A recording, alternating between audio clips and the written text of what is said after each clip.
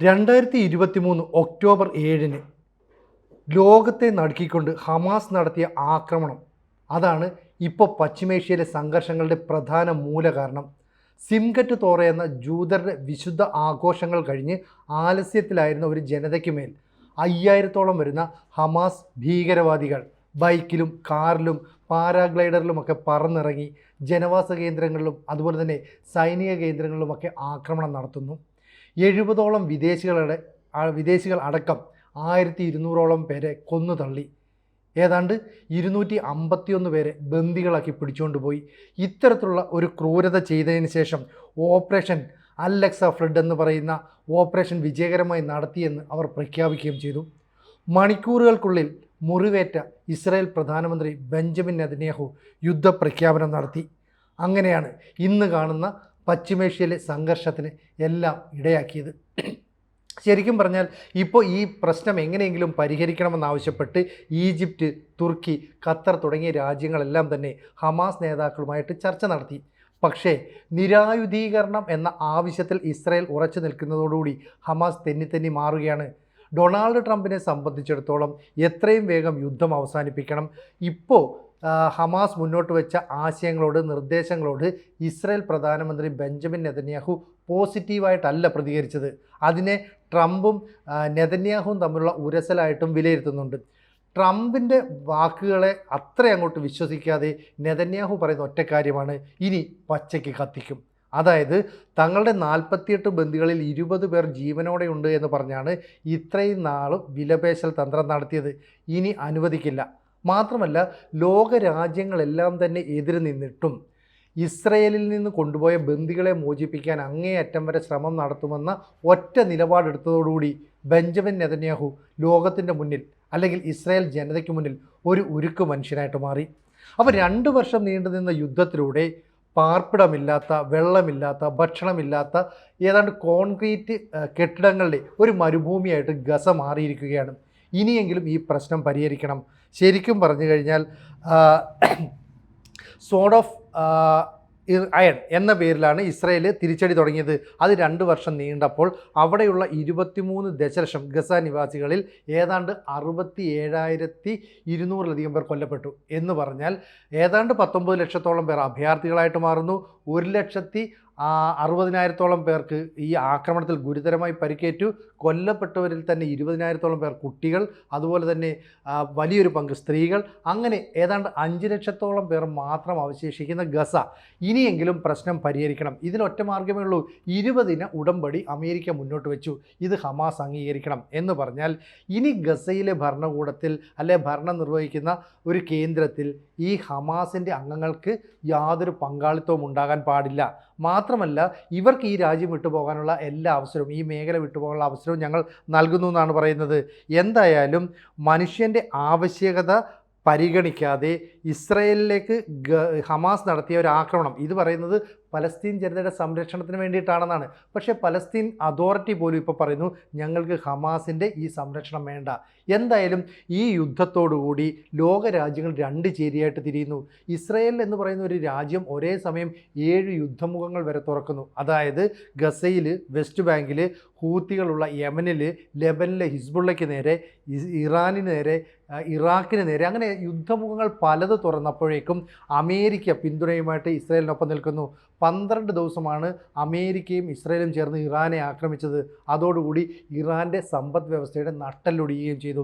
ഇപ്പുറത്തേക്ക് ഒരു കൂട്ടം അറബ് മുസ്ലിം രാജ്യങ്ങളൊക്കെ തന്നെ പലസ്തീൻ അവകാശത്തിന് വേണ്ടിയിട്ടാണ് ഹമാസ് യുദ്ധം ചെയ്യുന്നതെന്നൊക്കെ പറഞ്ഞ് ആദ്യഘട്ടത്തിൽ ന്യായീകരിച്ചു. പിന്നീട് പൂർണ്ണമായിട്ടും ഹമാസിനെ തള്ളിപ്പറയുകയാണ് ചെയ്തത്. എന്തായാലും ഗസയെ സംബന്ധിച്ചിടത്തോളം സ്കൂളുകളില്ലാത്ത, ആശുപത്രികളില്ലാത്ത, അഭയാർത്ഥി ക്യാമ്പുകളില്ലാത്ത ഒരു മരുഭൂമിയാക്കി മാറിയിരിക്കുകയാണ്. ഇതിന് കാരണം ഇസ്രായേലിൻ്റെ ഈ ആക്രമണമാണെങ്കിലും ഉത്തരവാദികൾ ഹമാസ് തന്നെയാണ്. അപ്പം തീവ്രവാദം ഒരു സമൂഹത്തെയും കെട്ടിപ്പടുക്കുന്നില്ല, അത് ഒറ്റപ്പെടുത്തുക മാത്രമാണ് ചെയ്യുന്നതെന്നുള്ള വലിയ സന്ദേശമാണ് ഈ ആക്രമണങ്ങൾ മുന്നോട്ട് വെക്കുന്നത്. പാലസ്തീൻ്റെ അവകാശവാദം സംരക്ഷിക്കാൻ എന്ന് പറഞ്ഞിട്ട് ഹമാസ് നടത്തിയ ഈ ആക്രമണം ഗസ നിവാസികളെ ഏതാണ്ട് പൂർണ്ണമായിട്ടും ഇല്ലാതാക്കുന്നു. ആദ്യഘട്ടത്തിൽ നമുക്കറിയാം, ഈ ഗസയ്ക്ക് നേരെ ആക്രമണം നടന്നപ്പോൾ ഇവരോട് പറഞ്ഞു നിങ്ങൾ തെക്കൻ ഗസയിലേക്ക് പൊയ്ക്കോളൂ. അങ്ങനെ വടക്കൻ ഗസയിൽ ആദ്യം ആക്രമണം നടത്തുന്നു, അതിനുശേഷം മധ്യ ഗസയിലേക്ക് വരുന്നു, ഇപ്പോൾ തെക്കൻ ഗസയിലേക്കും ആക്രമണം നടത്തുന്നു.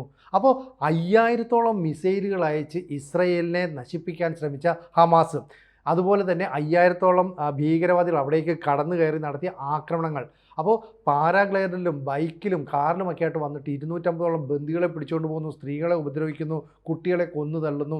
അന്നൊന്നും കാണാത്ത ഇരവാദവുമായി നിരവധി രാജ്യങ്ങൾ രംഗത്ത് വരുന്നുണ്ടെങ്കിലും യാതൊരു കുരുക്കവുമില്ലാതെ നിൽക്കുന്നത് നെതന്യാഹുവാണ്. തൻ്റെ ലക്ഷ്യം ഹമാസ് എന്ന് പറയുന്ന ഭീകരവാദ സംഘടനകളെ പൂർണ്ണമായിട്ടും ഇല്ലാതാക്കുക.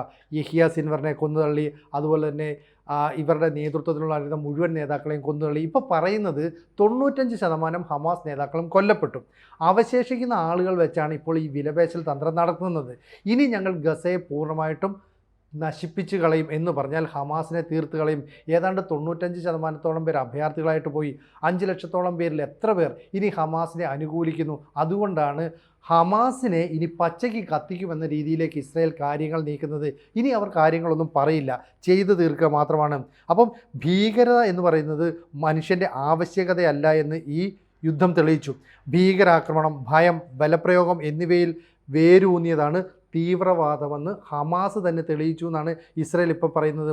അപ്പം മനുഷ്യനെ സംബന്ധിച്ചിടത്തോളം നിരന്തരമായ യുദ്ധമല്ല, പ്രശ്നങ്ങൾക്ക് പരിഹാരം കാണലാണ് വേണ്ടത്. അപ്പോൾ നിരന്തരമായ അസ്ഥിരത, ഉപരോധം ഒരു സമ്പദ് വ്യവസ്ഥയും വളർത്തിയിട്ടില്ല എന്ന് ഈ ഗസയിലെ പ്രശ്നങ്ങൾ ഇപ്പോൾ ഏതാണ്ട് തെളിയിച്ചിരിക്കുകയാണ്. എത്ര പേരാണ്, ഒരു തലമുറ തന്നെ തുടച്ചു നീക്കപ്പെടുകയാണ്. 2023 ഒക്ടോബർ 7 ആരംഭിച്ച യുദ്ധം 2 വർഷം പിന്നിടുമ്പോൾ ആര് ജയിച്ചു എന്ന് ചോദിച്ചാൽ അർത്ഥമില്ല. അതായത് ഒരു വലിയ സമൂഹം കുട്ടികൾ ഇല്ലാതെയായി മാറുന്നു. അവർക്കാണ് പാർപ്പിടമില്ല, വീടില്ല, ഭാവിയെക്കുറിച്ച് എന്ത് സംഭവിക്കുന്നതിനെക്കുറിച്ച് യാതൊരു ധാരണയുമില്ല. അങ്ങനെ ഒരു രാജ്യത്തെ തന്നെ ഇല്ലാതാക്കുന്ന യുദ്ധമായിട്ട് ഇത് ശരിക്കും മാറി. ഗാസയിൽ ഇപ്പോൾ കുട്ടികൾ, ഇപ്പോൾ അനാഥരായ കുട്ടികൾ അവരുടെ രക്ഷിതാക്കളെ തേടി നടക്കുന്നതിൻ്റെ ദയനീയ ചിത്രങ്ങളൊക്കെ പുറത്തു വരുന്നു. ഭക്ഷണവും മരുന്നും അവിടേക്ക് എത്തിക്കാൻ കഴിയാത്ത അവസ്ഥ വരുന്നു. ഇനി എന്നാണ് ഈ പ്രശ്നങ്ങൾക്ക് ഒരു ശാശ്വത പരിഹാരം ഉണ്ടാകുക? അപ്പോൾ ഡൊണാൾഡ് ട്രംപിൻ്റെ ഈ പ്രഖ്യാപനത്തിനനുസരിച്ച് ഖത്തറും തുർക്കിയും അതുപോലെ തന്നെ ഇസ്രയേലിൻ്റെ ആളുകൾ നേരിട്ട് പങ്കെടുക്കുന്നില്ല, പകരം ഹമാസിൻ്റെ നേതൃത്വം പങ്കെടുക്കുന്നുണ്ട്. പക്ഷേ ഒരു തീരുമാനം ആത്യന്തികമായി ഉണ്ടാകുന്നില്ല. അറബ് ഇസ്ലാമിക രാജ്യങ്ങളും ഹമാസിനെ പിന്തള്ളിയതോടുകൂടി അല്ലെ തള്ളിക്കളഞ്ഞതോടുകൂടി ഇനി അവർക്ക് നിലനിൽപ്പില്ല. അവരുടെ മുമ്പിലുള്ള ഓപ്ഷൻ എന്ന് പറയുന്നത് ആയുധം വെച്ച് കീഴടങ്ങുക, അതിനുശേഷം ഇവിടുത്തെ ഭരണത്തിൽ പങ്കാളികളല്ലാതെ മാറി നിൽക്കുക. ഒരു കാരണവശാലും ഇനി ഗാസയുമായി ബന്ധപ്പെട്ട ഒരു പ്രവർത്തനത്തിലും ഏർപ്പെടരുത്. അപ്പോൾ ഇസ്രയേലിൽ അവിടുത്തെ ജനങ്ങൾ ബന്ദികളൊക്കെ പിടിച്ചുകൊണ്ട് പോയിട്ടുണ്ട്, ബന്ദികളാക്കി. അവരെ മോചിപ്പിക്കണമെന്ന നെതന്യാഹുവിൻ്റെ ആവശ്യം അംഗീകരിക്കണം. ഇപ്പം നെതന്യാഹുവിൻ്റെ ഈ ആവശ്യത്തോട് ട്രംപ് വിമുഖത കാണിക്കുന്നത് എന്താണെന്ന് വെച്ചാൽ, നോബൽ സമ്മാനമൊക്കെ പ്രഖ്യാപിക്കുന്ന സമയമായി തനിക്ക് സമാധാനത്തിലുള്ള നോബൽ സമ്മാനം ലഭിക്കണം. അന്ന് ജോ ബൈഡന് ഈ യുദ്ധം അവസാനിപ്പിക്കാൻ കഴിഞ്ഞില്ല. അന്ന് ട്രംപ് പറഞ്ഞത് താൻ അധികാരത്തിലേറിയാൽ 24 മണിക്കൂറിനുള്ളിൽ യുദ്ധം അവസാനിപ്പിക്കുമെന്നാണ്. പക്ഷേ യാതൊന്നും സംഭവിച്ചില്ല. ലോകത്തെ 2 ചേരികളാക്കി തിരിക്കാൻ മാത്രമാണ് ഈ പശ്ചിമേഷ്യൻ സംഘർഷം ഇടയാക്കിയത്. എന്തായാലും ഇസ്രയേൽ തുറന്ന ഈ പോർമുഖം ഇപ്പോഴും അവസാനിച്ചിട്ടില്ല. അവശേഷിക്കുന്ന ഹമാസ് ഭീകരർ കീഴടങ്ങുകയോ ആയുധം വെച്ച് പുറത്തേക്ക് പോവുകയോ ചെയ്താൽ ഞങ്ങൾ പുതിയൊരു ഭരണകൂടം സൃഷ്ടിക്കുമെന്ന് പലസ്തീൻ അതോറിറ്റിയും വ്യക്തമാക്കി. ചുരുക്കം പറഞ്ഞാൽ ഒരാളുടെയും പിന്തുണയില്ലാത്ത ഹമാസിനെ ഇനി ഏക പ്രതീക്ഷ ഇറാൻ സഹായിക്കുമെന്നാണ്. എന്നാൽ ഇറാൻ്റെ സമ്പദ് വ്യവസ്ഥ ഏതാണ്ട് പൂർണ്ണമായും തകർന്നതോടുകൂടി അതും സംഭവിക്കാൻ സാധ്യതയില്ല. അതുകൊണ്ട് ബെഞ്ചമിൻ നെതന്യാഹു രണ്ടും കൽപ്പിച്ചങ്ങോട്ട് ഇറങ്ങിക്കഴിഞ്ഞാൽ അമേരിക്കയ്ക്ക് പിന്തുണയ്ക്കുകയല്ലാതെ വേറെ മാർഗമില്ല. ഒരു പക്ഷേ ഗാസ പൂർണ്ണമായിട്ടും ഇല്ലാതാക്കുന്ന രീതിയിലുള്ള ഒരു പ്രവർത്തനത്തിലേക്ക് ഇസ്രയേൽ കടക്കുമോ എന്നാണ് ലോകം ആശങ്കയോടെ ഉറ്റുനോക്കുന്നത്. കൂടുതൽ വാർത്തകളും വിശേഷങ്ങളും നിങ്ങളിലേക്ക് എത്താൻ ABC മലയാളം സബ്സ്ക്രൈബ് ചെയ്യുക, ബെൽ ബട്ടണും അമർത്തുക.